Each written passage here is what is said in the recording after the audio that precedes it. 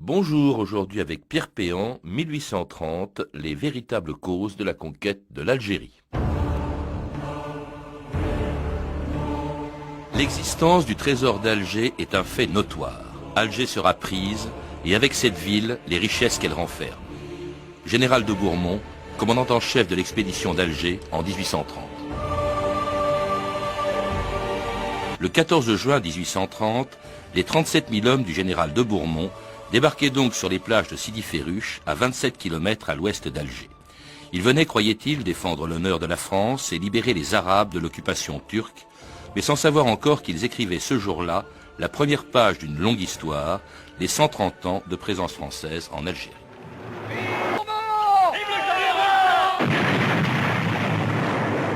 Pierre Péan, bonjour. Bonjour. Alors c'était le débarquement français en Algérie le 14 juin 1830, le début de 130 ans de colonisation justifié, a-t-on dit, par le fameux coup d'éventail du dé d'Alger au consul de France en 1827. C'est du moins ce que vous et moi nous avons appris à l'école. Or, en lisant votre dernière enquête, Main basse sur Alger, on découvre que la principale raison de la prise d'Alger, c'était pas une question d'honneur, c'était beaucoup plus prosaïque. C'était en fait, c'est comme l'indique le titre de votre livre, de faire main basse sur un trésor extraordinaire qui se trouvait à Alger. Vous parlez de, au bas mot, 250 millions de francs de l'époque, c'est-à-dire 10 milliards de francs 2001, c'est-à-dire 1,5 milliard d'euros, et peut-être même plus d'ailleurs. Oui, c'était ce que j'essaie de montrer, c'est que c'est une opération de politique intérieure. Il y avait une contestation très forte, il fallait beaucoup d'argent, et on a été faire un hold-up. Un hold-up que j'estime, si on prend tout, l'or, les bijoux, l'argent, les pièces de canon, tout, grosso modo, de au moins 4 milliards d'euros. Jusqu'en 1819-1820, la principale ressource de la Régence, c'est effectivement ce qu'on appelle les prises barbaresques. Tout simplement, ce sont des corsaires qui, au nom du djihad, rançonnent, pillent tous les bateaux qui sont des bateaux chrétiens. Non, et c'est ça la source de l'argent, plus, et on y reviendra sûrement, le blé de la Mitidja. Alors c'est pas la source en tout cas, puisque c'était fini, vous le dites depuis un certain temps, c'était pas l'origine de l'intervention française. Mais on l'a dit quand même. Oui. Hein, ouais. Mais alors l'origine de l'intervention française, ce qu'on a surtout dit, c'était le fameux soufflet, le fameux coup d'éventail donné par le dé d'Alger au consul de France en Algérie. Mais on oublie toujours de dire aussi que une des raisons de ce coup d'éventail, qui était offensant bien sûr pour la France, c'était que la France était endettée auprès de la Régence. Elle devait de l'argent au dé. C'est effectivement une histoire de fric, là aussi. C'est tout simplement que l'Algérie, enfin la Régence, avait fourni les armées, l'armée d'Italie et l'armée d'Égypte en blé. Et la France n'a pas honoré, n'a pas payé complètement. Et ça se situe autour de 1800. Et régulièrement, le dé d'Alger réclame l'argent. Et donc, il y a déjà un premier règlement en 1802, mais qui n'est pas appliqué. Et finalement, un traité en 1819, et là, tout semble... On réduit la dette de 7 millions, mais malgré ça, en 1827 encore, le dé d'Alger n'a encore rien touché. Ah donc, un coup d'éventail au consul de France. Oui, parce que le consul de France s'est mis l'argent dans les poches. Aussi, mais c'était vraiment affreux, c'est sordide votre histoire, la Pierre Péan. Alors, coup d'éventail, Ouais.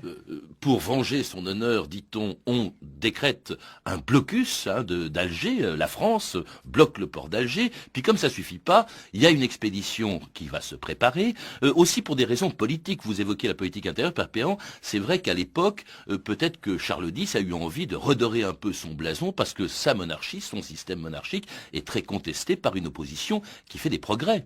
Tout va mal pour Charles X, et donc en 1829, il veut revenir tout simplement à ce qu'était avant 1789, à une monarchie absolue, et il nomme le plus impopulaire de tous les gouvernements, c'est-à-dire Polignac, Bourmont, d'Ossez et d'autres, mais surtout Bourmont, tout un symbole.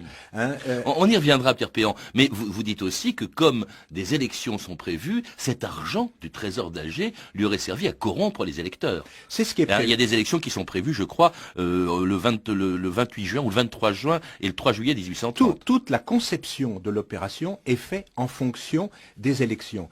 Il n'y a plus d'argent dans les cassettes, il faut tout simplement de l'argent pour corrompre les consciences et essayer, et de toute façon le roi dit que s'il n'y arriverait pas, c'est des ordonnances qui gouvernement. Mais l'argent d'Alger, la conquête d'argent, c'est pour corrompre.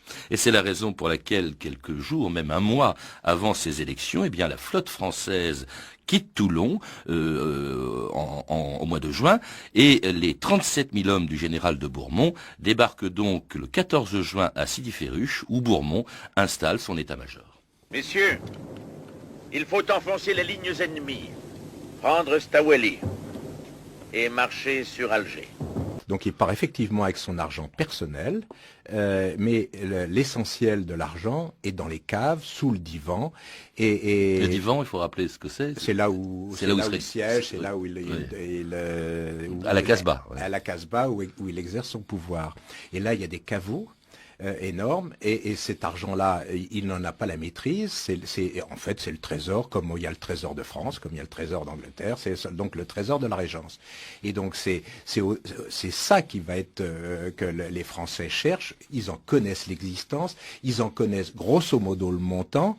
Ils l'ont toujours minimisé, mais ils en connaissent le montant. Et là, donc, dès le premier jour, la première chose que fait Bourmont et les militaires, c'est d'aller sous le divan et donc d'essayer de trouver ce qu'il y a.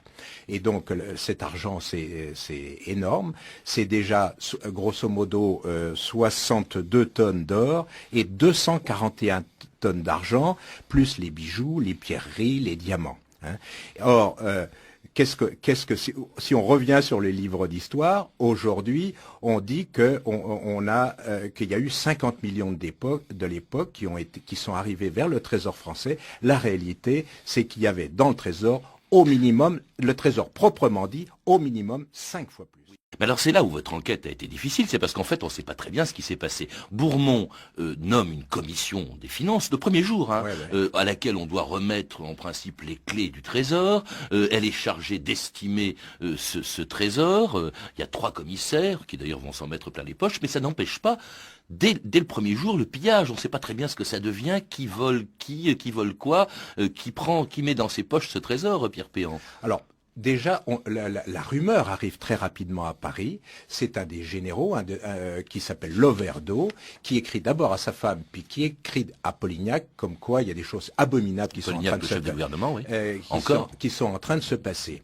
Et puis donc, il y a donc un changement de régime très rapidement. Louis-Philippe prend le pouvoir et veut savoir si ces rumeurs... Alors, on y reviendra, mais justement, changement... Alors, ce qu'il y a d'extraordinaire, c'est la coïncidence entre la prise d'Alger et la chute du régime de Charles X. Parce que Charles X apprend avec du retard, au mois de juillet, que le 5 juillet, Bourmont s'est emparé d'Alger, mais à ce moment-là même, au lieu de...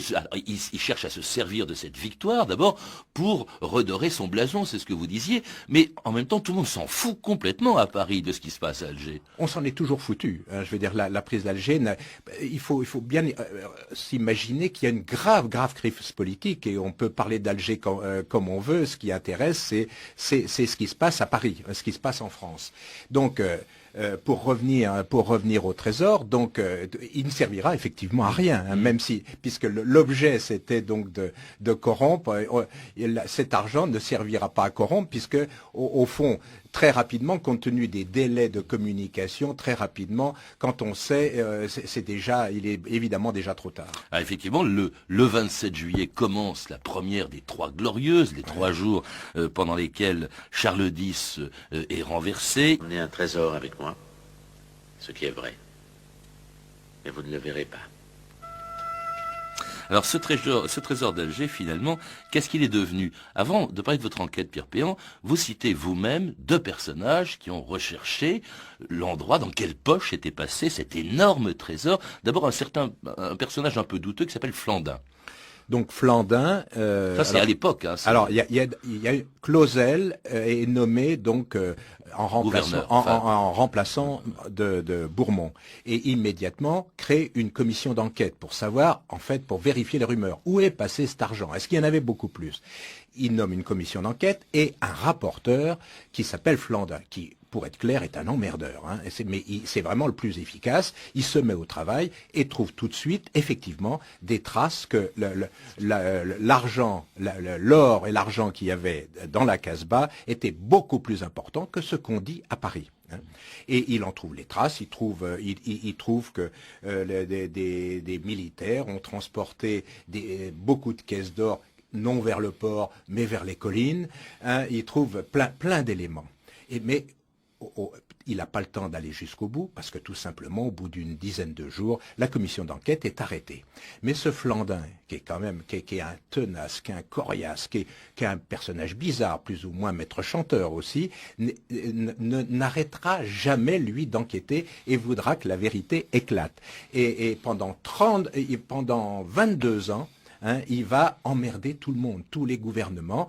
Et effectivement, il fait des dossiers dont je me suis inspiré et qui montrent effectivement, en tout cas, il chiffre au minimum à 3 fois ce qu'on déclare, qu'il y avait au moins 3 fois. Donc ça, là, c'est une chose. Et puis, pendant très longtemps, on n'entend plus parler du tout de cette enquête parce que il a été étouffé complètement. Il faudra attendre 1954 qu'un professeur d'université d'Alger, Marcel Émérite, reprenne l'histoire et retrouve des documents qui dormaient dans les archives nationales et notamment un rapport de la préfecture de police du préfet Pietri et qui raconte qu'il y a bien eu des détournements et donc c'est au minimum donc 3 fois plus. Il reprend le truc de Flandin et donc il fait une déclaration, mais 1954 c'est pas une bonne année pour parler de l'Algérie puisque c'est le début de la guerre d'Algérie. Donc ça va encore s'enterrer.